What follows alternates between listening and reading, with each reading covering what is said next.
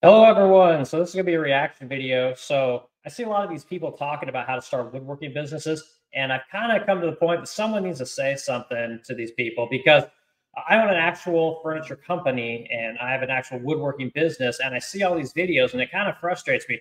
So I'm going to show you what it's like to own a real business and what it's like to be a real woodworker and not a content creator. Because here's the truth: most of these people are creating content. They're selling you merch. They're selling you drawings. They're selling you anything but furniture, right? So what are we doing here? Like we're gonna make furniture. We're gonna learn from actual furniture makers. Or we're gonna make people that are trying to sell you a bunch of garbage, right? You go on my site, the Resplendent Crow, you can buy hundreds of pieces of furniture because we manufacture stuff all the time.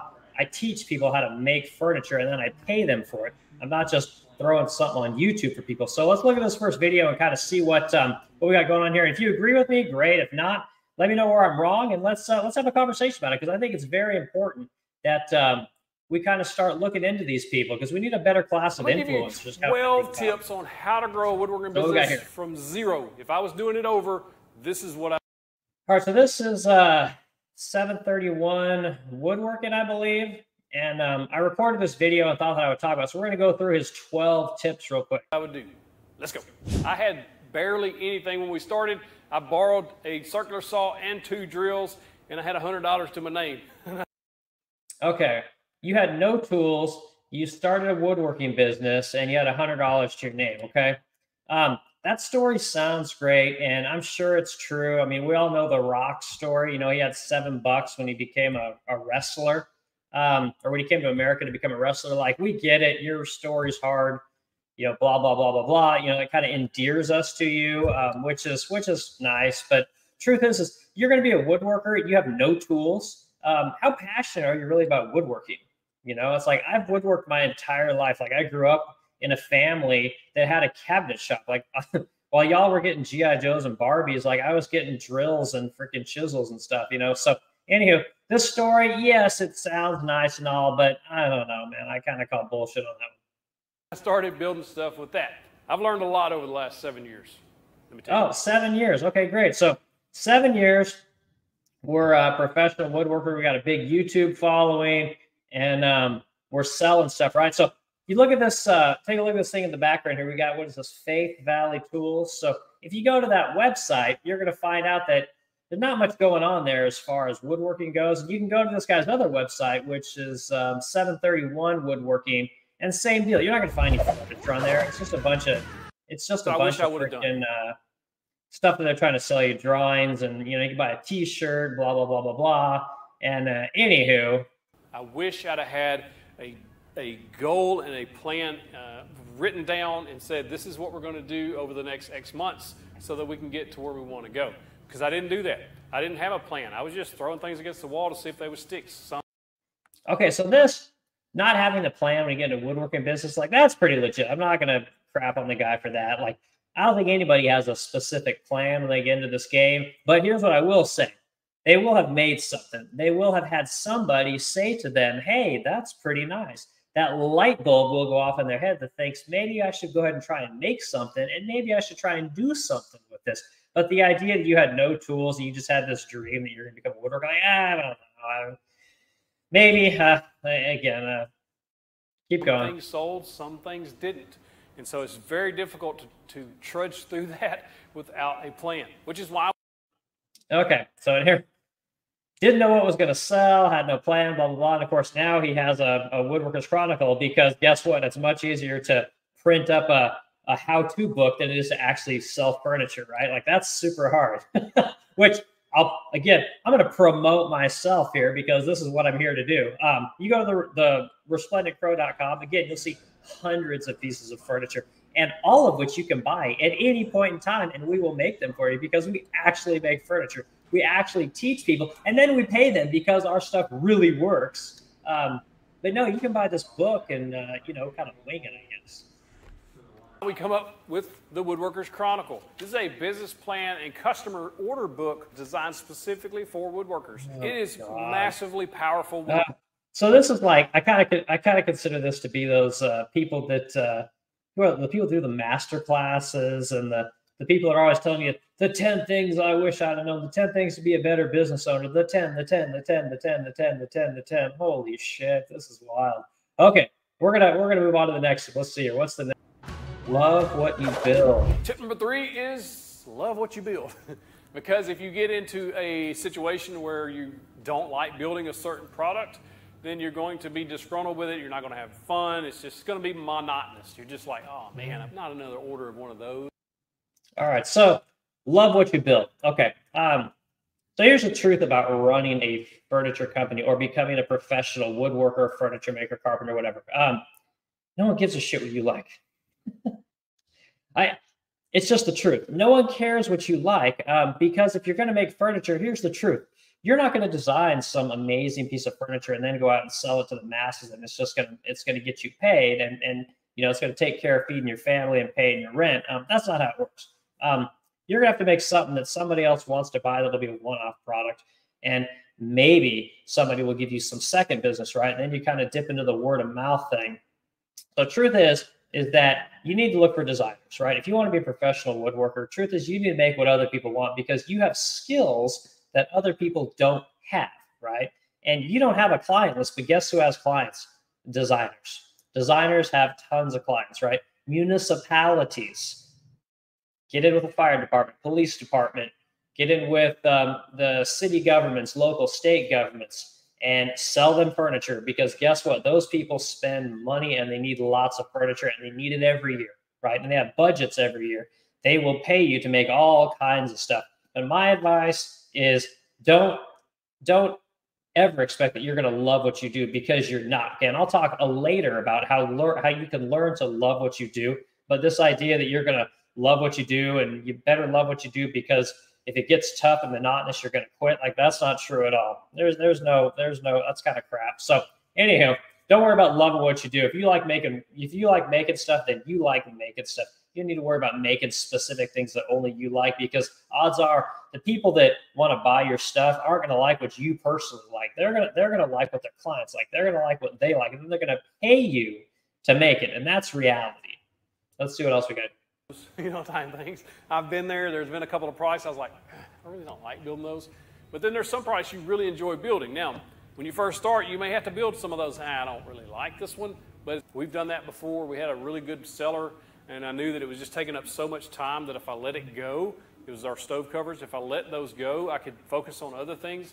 So just make sure you enjoy what you're doing because. Okay, so yeah, what he's talking about, there's some truth to that. So if you have certain kinds of projects that don't make money because they're either labor intensive or they're material intensive, then yeah, you need to find another product, right? But odds are that it's not the product, it's not the labor or the price of the product that's a problem. It's the product, like it's the demand, right? There's no demand for that product because it's not a good product, right? And you might have a couple people that like it. Maybe it's a locally liked product, and if you enjoy making it for people, at a very modest profit, then go for it. But the truth is that margin is just about the most important thing there is, aside from marketing. And if margin isn't being met, you shouldn't be making any of that stuff, right? Your number one job is to make money, right? And if you want to do this as a retirement and just supplement your income, that's a whole nother story. But I operate on a 70% profit margin, which is almost unheard of. Because woodworking is such a hard business to make money in. And anyway, what this guy's showing you is showing you tabletop covers, and he's showing you the ever-present cutting board, right? Everyone makes freaking cutting boards. Like here's the deal. Your cutting board that you make in your shop is ridiculous, okay? Because there's people in Alibaba making these things. They're making them 1,000 at a time, and they're selling them over here for $15.99, and they're making a 70% markup on it. Okay, so you making a butcher block cutting board in your wood shop ain't making no money. You're not going to sell it. It's ridiculous, right? And the stove cover thing, like there might be something there. I got no idea, but odds are if it catches on, here's the deal: someone else is going to make it, and they're going to make it better than you. That's just reality, right? Because your design isn't special. The skills that it takes to make your product isn't special. So again, you can sell a thing for a little bit, but odds are the demand is going to fall, is basically going to crater. Tip number 4, I wish somebody would have told me this. I probably knew it, but nobody told me. It takes time. It takes a long time to build a business without a plan, which is why we like to plan. I'll give you some sample business plans as well, but it takes time. You're running a marathon, not a sprint. I wanted everything now. I still do. I want this, I want this, I want this, and it's not happening. So we get impatient. It's just human nature. We're very impatient. Just know that it takes time to build things and to figure out where you're going and what products you're going to sell, who your target customer is. It just takes time. So there's a little bit of truth to this. It does take time to develop a company, right? And that time can be augmented by the amount of resources that you have available to you, i.e. cash, right? So yes, if you're going to start in your garage and you're going to make a piece of furniture, it's going to take time for not only anyone to see your piece of furniture, but for you to even pay to get eyeballs on your furniture. Now, with the advent of the internet, you could actually start a company very quickly. And if you have, a couple $100 a month that you can pay in advertising, you can start a business very quickly and you can get eyeballs on your product very quickly. But this old adage of word of mouth, like that's ridiculous. No one uses word of mouth anymore. Word of mouth is actually something that comes later on down the road. Like word of mouth is something that you get while you're working in your garage in your spare time for years at a time. If you want to start a company legit, like you need a plan to spend $200-300 a month on Google ads, Facebook ads, and get to work, right? Because if you want to have a plan, the plan is to spend money on advertising, okay? And like this guy said earlier, you need to like what you build. No, you need to pick a market and you need to go head first into that market. And you need to supply a product or service to that market that is far and away better than everybody else, right? And better can mean many things. Better can mean quality, better can mean design, better can mean price, better can mean all kinds of things. So anywho, this idea that's going to take a while is halfway true, right? But again, going back to the plan, if you go ahead and you are willing to spend the time on advertising, develop a good website, you could actually speed up the time with which it takes you to make a splash in the industry or to get noticed within the industry that you're trying to be in, So this is I think what people say when they haven't really become successful. Successful people understand that there are things that you can do to leapfrog and make your transition into an industry much faster. Tip number 5 is don't get overzealous on wanting to buy certain tools that you really don't need. For instance, maybe you don't need the domino. maybe you don't need the fancy this is great. I always love all these YouTube influencers, right? They always have the nicest shops with the nicest tool. And I was like, how the hell did you buy that? Those are needed in certain cases. Maybe you need a more accurate and safer. That's a $1,300 miter saw, by the way. Track saw because you're and track saw, no professional and you uses can do a track without saw. those other tools that maybe you don't need. Maybe you don't need the upgraded sander. The sander you have now is working Nobody fine. uses a a DeWalt sander sander because you're getting by with doing your standard mortise and tenon or pocket hole jig or whatever you've got that's working. So, truth is, and this is, a dead giveaway is just go on their website, y'all. Like, go on their website. What are they selling? Are they selling furniture? No, most of them aren't selling furniture because if they were, they wouldn't be trying to sell any of these garbage tools. Nobody that is a professional uses a DeWalt sander. And if they do, it's a very specific instance. No professional uses a track saw, okay? We're not carpenters. We're furniture makers, right? We're cabinet makers. Now, if you're on a job site, sure. I get that. But professional woodworkers, like, no, we don't use any of that shit. Oh, gosh. All right, moving on. Yeah, wasting money. So, yeah, the premise of what the guy's saying is 100% correct. Like, if you're going to be in a business and you're trying to grow a company, there are so many things that you need to focus on that have nothing to do with tools. And I always tell this to people that want to start woodworking businesses is woodworking is the last thing you need to worry about. And you'll notice in this video, there's not a ton of talk about the most important things, right? The most important things are advertising and marketing. That's it, right?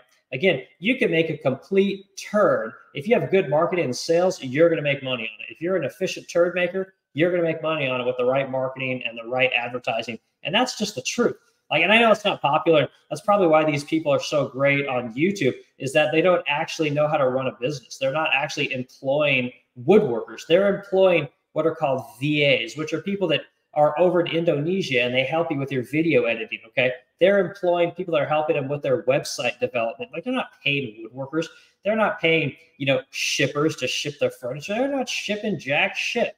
All they're doing is basically running a website and trying to sell you drawings and t-shirts. That's what I get out of all this. Let's see what the next one is.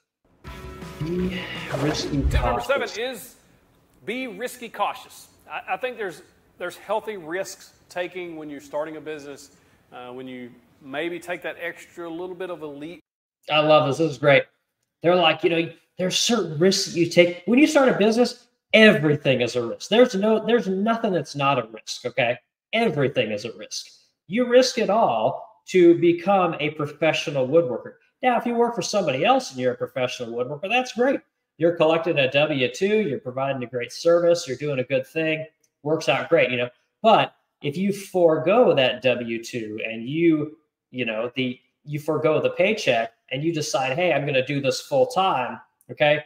Everything is a risk. Everything you put on the line is a risk. And to treat it as though like there's some risky and some not so risky is total crap.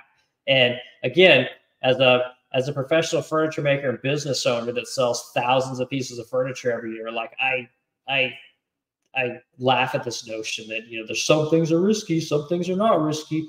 Some risks are worth taking, other risks are not worth taking. Like, shut up, man. Like what? What? Are you serious? Okay, I'm going to riff here for a second. Hold on. These people, when they talk about risk and they talk about, buy this tool, don't buy that. Here's the 12 things you need to worry about, okay? The thing about it is when you forego that W-2 and you take a chance on becoming a professional woodworker, doing the thing you want to do, everything is on the line. Your house is on the line. Your car is on the line. Your kids' well-being is on the line. Your marriage is on the line. Your home is on the line. Everything is on the line. And these people, they almost don't put enough emphasis on just the drasticness of the situation, okay? Everything is on the line. Now, what they also don't talk about is if shit goes sideways and it doesn't work, you can always go back to what you were doing before, but make no illusions about it. Everything is a risk. So yeah, I just want to put a bow on that one because I just feel like people don't talk about that enough. To buy the tool that you think you need, or if you take that little leap to go after a product or a project that's a little outside your comfort zone, there's some risk there that I think is healthy. But I've seen people who get into woodworking and they love it so much and they think, I'm going to make a full-time job out of this. So they go out and buy all the tools they think they need, and then they quit their full-time job without ever establishing products or customers in the woodworking business. It's very risky to do that. No shit. Like this is unhelpful. Truth is if you're going to make a go of starting a company, of course, everyone starts a side hustle. Like this is common sense. Like I worked in aerospace making cabinets for private jets for a long time. And then I got a sale for a New York apartment on a piece. And that's the piece that made me quit my job. This guy, and I've been helping my wife out selling furniture for, I don't know, 6 months at that point. And people saw the kind of work that we were doing and wanted to know if we could make more stuff. They didn't like anything specifically that we made. Like, oh God, that piece is amazing. I want that piece. They said, no, look, you can make this. Can you make this other thing? Right. And that's one of the things I don't think people talk about enough is you're not going to make the same thing over and over again, right? Which is the key to making it as a professional woodworker, by the way, which we could talk about, I think, later in this video. If you make furniture a couple of years into your business, you're going to fail. You need other people making your furniture. That way you can work on the custom stuff. You can work on the fun stuff. But if you can't find a way to pay somebody else to make the boring stuff, you're in trouble. So anyway, moving on. How to find customers. Oh, this could be interesting. Tip number 9, how do you find customers? Where are the customers? I love this one. Okay, I'm gonna lead off with this one. Where are the customers? Okay, good. Go on this guy's website and look and see what he's selling. Okay.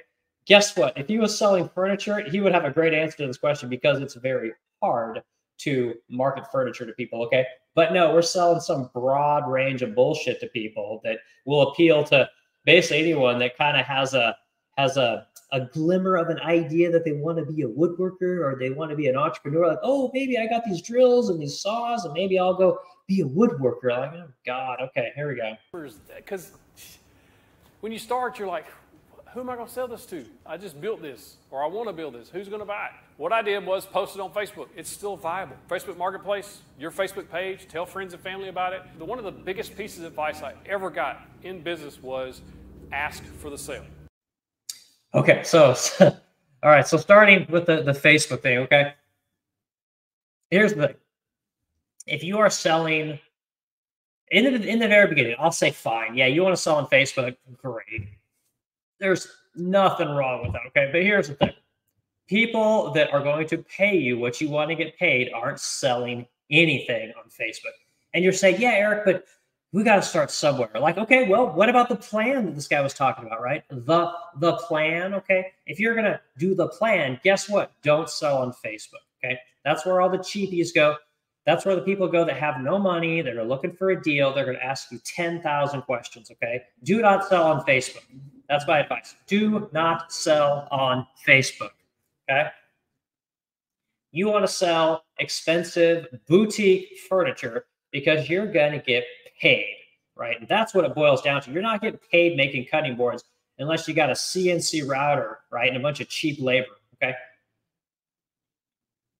Oh, okay. Honestly, I just got triggered there, okay? So here's the other thing, okay? Sell on Facebook.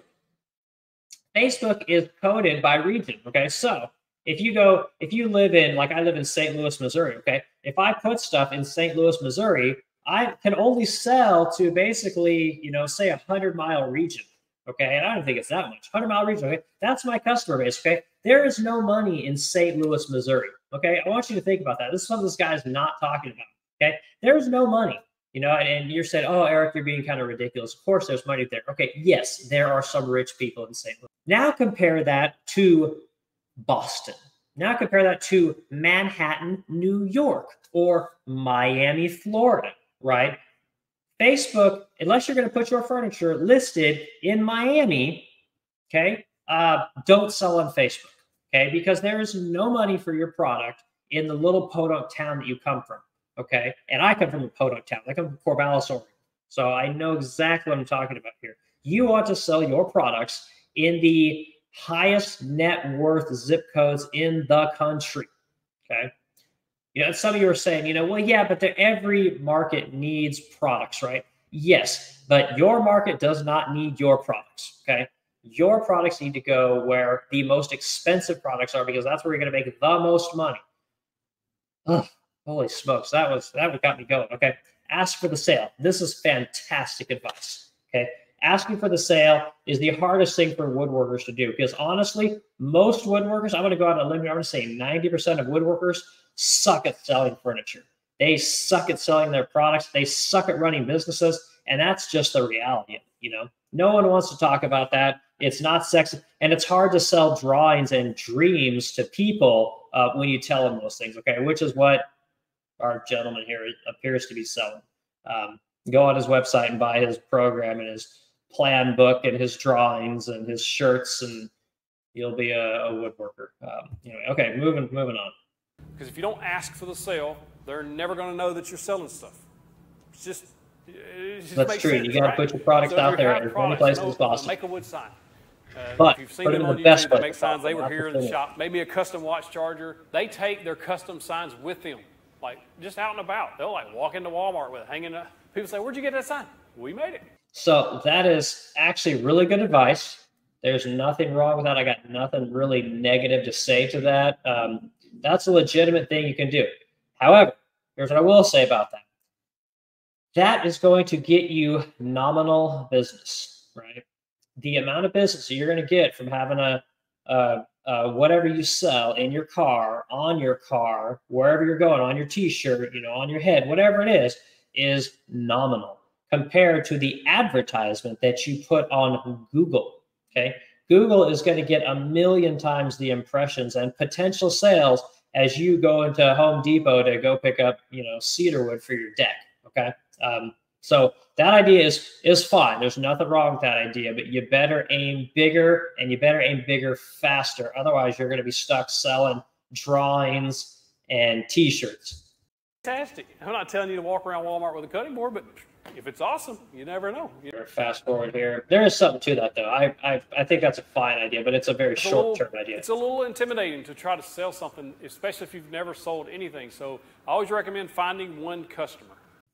Find one customer. That's not terrible advice, okay? But if you're starting off with 2 drills and a circular saw, as this guy said, no one's buying shit from you because I mean, maybe, you know, Cletus down the road is going to need you to make him a bench for his deck or something like that out of 2x4s, you know. But, you know, if you're not acting professional, you're not going to get approached by professionals. So I struggle with this one, you know, because his advice isn't wrong, but modern advice is better. Okay. And if you, again, I think it's a big difference between someone like this person that's selling. I mean, again, I'm just going off what's on their website. I just did a quick Google search of this person because this is my first video. But the issue here is this person doesn't understand how to sell expensive products to people, right? Which, and this is the big problem with a lot of these YouTubers. They don't know how to sell expensive stuff to people because what they're doing is they're trying to get noticed so that companies that have a lot of money can sell their cheap garbage with them to people that want to be woodworkers, right? So if you actually want to be a legit woodworker and a respected woodworker and have a brand that is known throughout the affluent communities, you know, this ain't it, y'all. Like this. Yeah. So, but what the guy's saying about sales, like selling to people is very difficult. It comes very unnatural to most people. And you do need to learn to sell to people. You do need to approach people. You do need to ask for sales. You need to be able to talk confidently about your product. And you need to get and advertise the crap out of your product so that you get people calling you. But this idea of the first customer, you know, the first customer comes to you while you're making something in your garage, right? That's your first customer, which gets the wheels turning, okay? If you make something in your garage, close the door and don't show anybody, and then put that thing on Google, you will get your first customer coming to you via an advertisement. Okay, and that's the way really you should do this. Our main income from local sales was always word of mouth sales. People would tell you, hey, so-and-so built me this, built me this. It's going to start snowballing and you're going to start getting more orders and more. All right, word of mouth sales, okay. Word of mouth sales are always relevant, and this is actually pretty good advice. Word of mouth sales are always relevant, but if you rely on word of mouth sales, you are going to be a word of mouth company, meaning you're going to be in that kind of 100-mile range. You're not going to be able to move your products all over the country, right? Which some people will say, well, I don't want to do that. I just want to work within my little range here, you know. But truth is you're dreaming. Like you want to make real money, and you want to get to a place where all you do is make furniture that you want to make. This isn't the way, man. Like this is. Like word of mouth is great, you know, and that's like saying try hard, you know, always do your best. Well, no shit, you know. This is very low level advice in my opinion, and there's way better ways to get customers and to sell your products. Custom. Everyone always talks about custom. Marketing, basically toward. I'll talk about custom real quick. There is no money in custom, okay? And when I say that, that really pisses people off. People don't like to hear that. But truth is you're gonna bust your ass making custom work, and custom work is fun. That's the stuff that's what the owner gets to do. That's what I get to do. I get to make all the cool custom projects because I have people that make all the money for me. Okay, I have people that make the bread and butter cabinets that have the 70% profit margins, and then I get to make all the fun shit that doesn't really make much money, and maybe those cabinets and furniture will become the next bread and butter project, right? That's the goal. That's what you really want to do, is find bread and butter work so that you can basically do the fun stuff. Okay. And that's down the road. We'll talk about that later. All my sales. Here we go. Let's talk about online sales, because that is a massive marketplace. Like millions of people are online looking for products, right? But how do you get to that one customer that you're really wanting to sell to? it can be kind of difficult. I highly recommend Facebook Marketplace. It's still viable today. We'll talk about that in a minute, how to get the most out of that. Etsy's also a good platform, but Etsy takes time. I talk all about Etsy. If you're going to set up an Etsy store, understand it may take you a few months to get Etsy's another low-level kind of thing on there. And then a couple of weeks later, I got another sale. It trickled in. Then it really did start snowballing. Just a quick overview of Etsy. If you do start an Etsy store, which I highly recommend, if you're making shippable products, put a couple of products on there to start with, about 2, and then like 3-4 days later, put another product on there. 3 or 4 days later, put another product on there. I would put that as. Okay, so Facebook and Etsy. Okay, so what he's saying here is 100% correct. Okay, but this is your low level kind of, I'm trying to sell you on the idea of you being a woodworker and working full time for yourself, blah, blah, blah, blah, blah. So here's the reality, okay?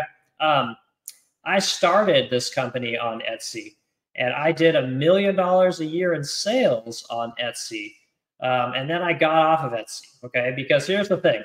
Etsy used to be a platform where you just had people like we have right here, where he's making cutting boards, he's making stovetop covers. And it was lots of people, making shit in their garage with a little CNC router and, or a jig and a router, however they made it. And they were selling to people. And it was great because Etsy was a handmade kind of a thing. Well, now the problem with Etsy is that you're actually competing with China now. That was something that wasn't supposed to happen.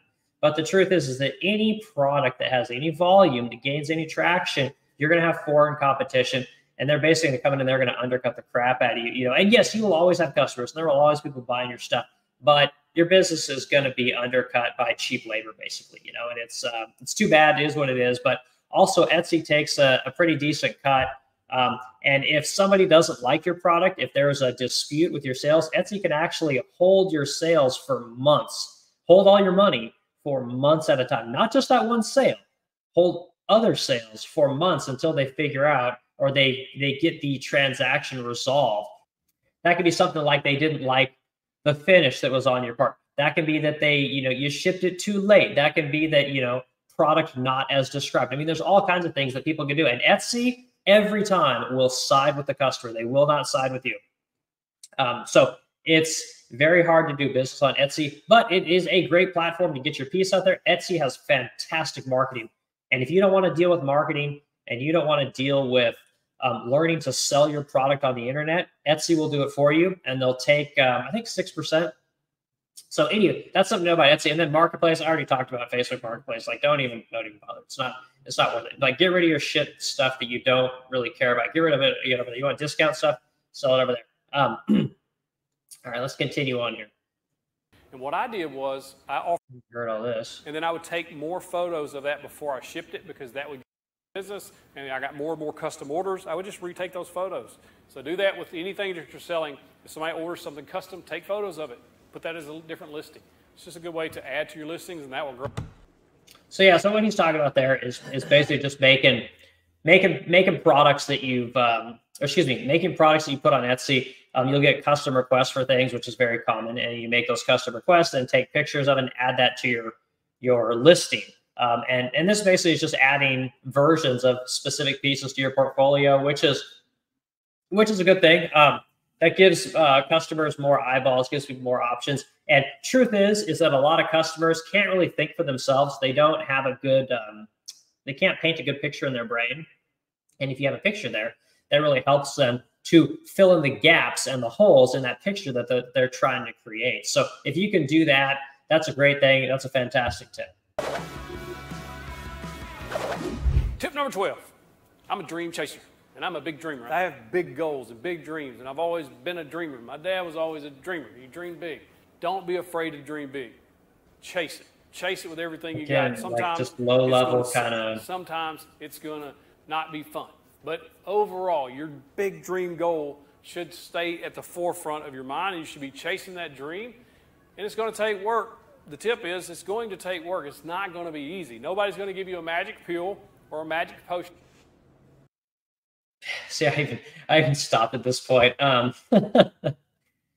this is your typical, oh, it's going to be hard. You got to work hard, and it's going to take a long time, and everyone's going to tell you that you can't do it, blah, blah, blah, blah, blah, blah, blah, and that's all true. I mean, 100%. It's going to take you a long time to make this thing happen. And when you said talk about a plan, 100% true. You do need a plan. But there's a lot of things that these people are saying that again, as someone that actually sells the furniture, real furniture, at theresplendentcrow.com. I also sell, drawings and merch and stuff like that, like this guy sells at themodernwoodrunner.com.